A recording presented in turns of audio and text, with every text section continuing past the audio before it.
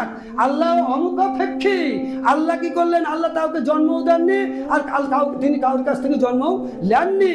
আর আল্লাহর সমকক্ষ সারা বিশ্বের আসমান ও জমিনের কেউ আল্লাহর সমকক্ষ নয়। আপনি বলবেন ফেরেশতারা বোধহয় হতে পারে, না নাউযুবিল্লাহ। আপনি বলবেন নবীগণ বোধহয় সমকক্ষ হতে পারে, না, কখনোই নয়। এক কথাই হচ্ছে তাদেরকে আল্লাহ তাআলা সম্মানে, আল্লাহ তাআলা তাদেরকে গুরুত্ব দিয়েছেন, তাদের সম্মান দিয়েছেন, তাই বলে আল্লাহর সমতুল্য নয়। কেউ যদি আমি ভেবে নিই যে তাই তো তাদেরকে আল্লাহর সমতুল্য মনে করব, তাও হবে না। এক কথায় এইটাই ভেবে নিতে হবে, সারা বিশ্ব জগতের যত সৃষ্টি আছে, আসমান ও জমিন, আখেরাতে এবং এখন সারা বিশ্ব জগতে যা কিছু আছে, সবই কি আছে? আল্লাহর পরে।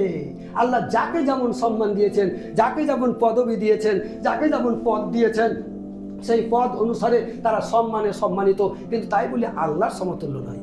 আল্লাহই হচ্ছেন হেড, বাকি হচ্ছে সব কি হচ্ছে? সব কর্মচারী, সব কর্মচারী। ফেরেশতারাও কর্মচারী, নবীরাও কর্মচারী, আরো কিছু সাহাবারা কর্মচারী, আমরা হচ্ছে আল্লাহর কর্মচারী, সব আমরা কর্মচারী।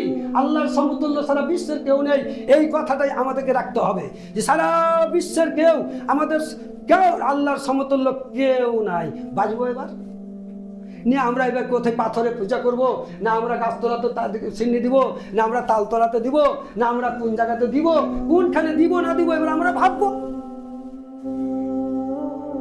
আল্লাহর ওয়াহদাতের উপরে আমাদেরকে একান্ত পক্ষে আমাদেরকে অকাট্য থাকতে হবে। আর নবী মুহাম্মদুর রাসূলুল্লাহ সাল্লাল্লাহু আলাইহি সাল্লামের আদর্শ আখলাক চরিত্রের উপরে আমাদেরকে চলতে হবে। মানে ওই আল্লাহকে এক বলে মানার জন্য ওই সমস্ত নবীগণকে আল্লাহ পাঠিয়েছেন। যে বিশ্বের নবীগণ, ও নবীগণ, তোমরা সারা বিশ্বের মানুষকে এই কথাটা বলে দাও যে তুমি এই কথাগুলো বলে দাও, তাহলে সে আল্লাহ বুঝবে। আমার পথ, আমি কিসে রাজি হব, আমি কিসে রাজি থাকবো, সেই কথাগুলো মানুষের কাছে বর্ণনা করো। তাই আল্লাহ কিসে রাজি থাকবেন সেই কথাগুলো নবীজি বা নবীগণের মাধ্যম দিয়ে আল্লাহ তাআলা পৌঁছে দিয়েছেন। নবীরা কেউ বলেনি যে আমাদের ইবাদত করো, ওনারা বলেছেন আমাদের মতো করে আল্লাহকে ডাকো, এইটাই হবে আল্লাহ পাওয়ার রাস্তা। আমরা যখন বলি যে আমরা নবীর ইবাদত করছি বা ফেরেশতার ইবাদত করছি বা আরো কিছুর করছি, না, নবীর মতো করে আমরা আল্লাহকে ডাকবো। তার নবীর যেভাবে ডেকেছেন নবীগণ, সেইটাই আল্লাহকে রাজি করার রাস্তা। আর সেই কথাটাতে, সেই কর্মে, সেই আদর্শে আল্লাহ রাজি থাকবেন। এই জন্য বলা হচ্ছে যে আমার মন মতো করে যদি চলি তাহলে তাতে আল্লাহ রাজি হবে না।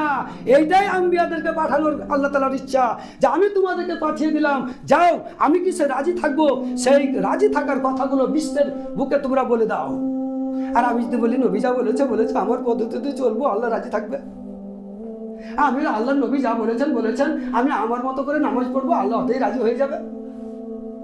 হতো যদি, তাহলে নবীদেরকে পাঠাতেন না, আর নবীরা মার খেতেন না, আর দাঁত ভাঙতেন না, আর আপনার বাড়ি ছাড়তেন না, গ্রাম ছাড়তেন না, দেশ ছাড়তেন না, রক্তে রক্ত হতো না, গাড়ে হীরাতে বাস করতো না, আরো কিছু ইত্যাদি ইত্যাদি, সাহাবারা শহীদ হতেন না।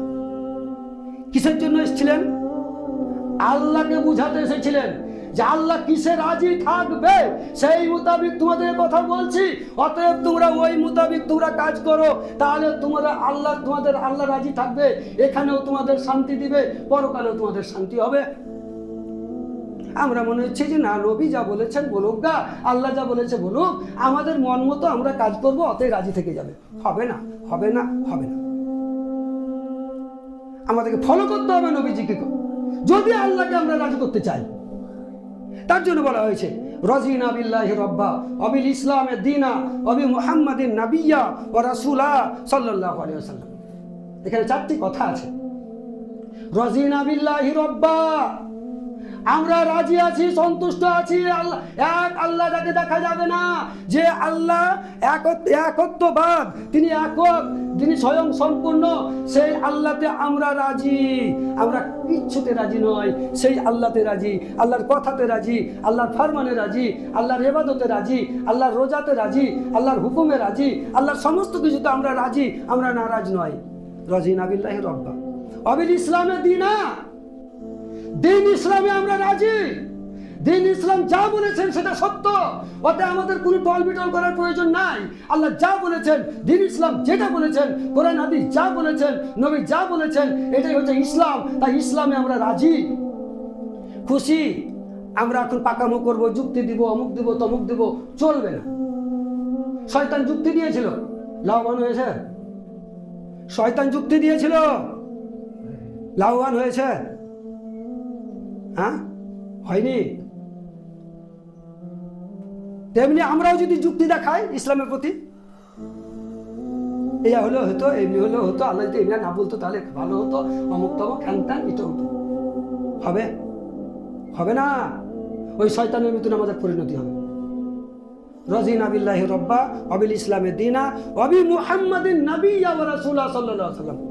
আর মুহাম্মদ সাল্লাল্লাহু আলাইহি ওয়াসাল্লামে আমরা রাজি। তার মানে নবীজি সাল্লাল্লাহু আলাইহি ওয়াসাল্লাম যা কিছু বলেছেন আর যা কিছু আদেশ করেছেন, যা কিছু নিষেধ করেছেন, ঠিক। আমি বলবো তাই তো, মদ খেলে কি হয়, রোজা রাখলে কি, রোজা রাখলেই বা কি হয়, আর রোজা না রাখলেই বা কি হয়, আর মদ যদি খেলে একটু ফুর্তি করলাম তো কি হয়? যদি ফুর্তি করারই হতো তাহলে তো নবীজি সাল্লাল্লাহু আলাইহি ওয়াসাল্লাম বলেই দিতেন যে না, মদ খেয়ে পড়ে থাকো, বিড়ি খেয়ে পড়ে থাকো, সিগারেট খেয়ে পড়ে থাকো, আরো কিছু করো, নামাজ পড়িও না, রোজা রাখিও না। তাহলে কথা হচ্ছে তিনটি জিনিসের উপরে আমাদেরকে আরো ফলো করতে হবে। যে এক, আল্লাহতে আমরা রাজি থাকতে হবে, নবীতে রাজি থাকতে হবে, দ্বীন ইসলামে রাজি থাকতে হবে। আবার আরেক জায়গায় বলেছেন, ফাআম্মা মান আতা ওয়াত্তাকা ওয়া সাদ্দাকা বিল হুসনা ফাসানুয়াসসিরুহু লিল ইসরা ওয়া আম্মা মান বাখিলা ওয়াস্তাগনা ওয়া কাযযাবা বিল হুসনা ফাসানুয়াসসিরুহু লিল উসরা। বলছে মানুষ যখন তিনটে জিনিসকে ভালো করে মেনে নিবে, তখন তার এহকাল ও পরকালের সমস্ত কিছু আসান হয়ে যাবে। এক হচ্ছে কি, এক আল্লাহর প্রতি ভয় করবে।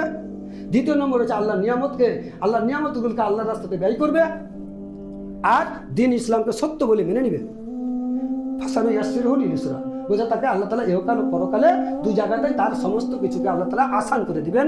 আর এর বিপরীত যখন আল্লাহর নিয়ামতগুলোকে আল্লাহর রাস্তায় খরচ করবে না, আল্লাহকে ভয় করবে না, আর যখন দ্বীন ইসলামকে সত্য বলে মানবে না, ফাসানুয়াসসিরুহু লিল উসরা আইন দিয়ে বলা হয়েছে, সেই জায়গাটাতে কি হবে? বোঝা তার ইহকাল ও পরকাল তার স্পষ্টদায়ক হবে, তার ওয়ানকারী খুবই তাড়াতাড়ি তাদের কি হবে? দুঃখ, বেদনা, আরো কিছুতে তারা এখানে পৌঁছে যাবে, হাই হাই করবে এখানে ওখানে। কে বললেন? তিনটি জিনিস। তাহলে আমাদেরকে তিনটি জিনিসকে একটা রাখতে হবে। এক, আল্লাহকে জানতে হবে, তিনি স্বয়ং সম্পূর্ণ। দ্বিতীয় নম্বর হচ্ছে দ্বীন ইসলাম সত্য, নবী সত্য। আর আল্লাহর ইবাদত বন্দেগী বা আল্লাহর নিয়ামত যাকে যেমন দিয়েছেন, সেই নিয়ামতগুলোকে আল্লাহর রাস্তাতে আমরা কোরবান করবো ইনশাআল্লাহ। আমার এই চোখটাকে আল্লাহর পথে ব্যয় করব, আমার নাকটাকে আল্লাহর পথে ব্যয় করব, আমার হাত পা আল্লাহর পথে ব্যয় করব, সমস্ত কিছু আল্লাহর পথে ব্যয় করব। আমার বিবি বাচ্চা সবই আল্লাহর জন্য, আমার জন্য নয়, সব আল্লাহর রাস্তাতে আমি কি করব? কোরবান। নবীগণ সেটাই বলেছিলেন যে আমার মা কোরবান হয়ে যাক, আমার বাপ কোরবান হয়ে যাক, আমার মা বাপ আল্লাহর জন্য কোরবান হয়ে যাক, আমার জান মাল সব আল্লাহর রাস্তায় কোরবান হয়ে যাক। কিসের জন্য? যাতে আমরা আল্লাহ রাজি থাকেন।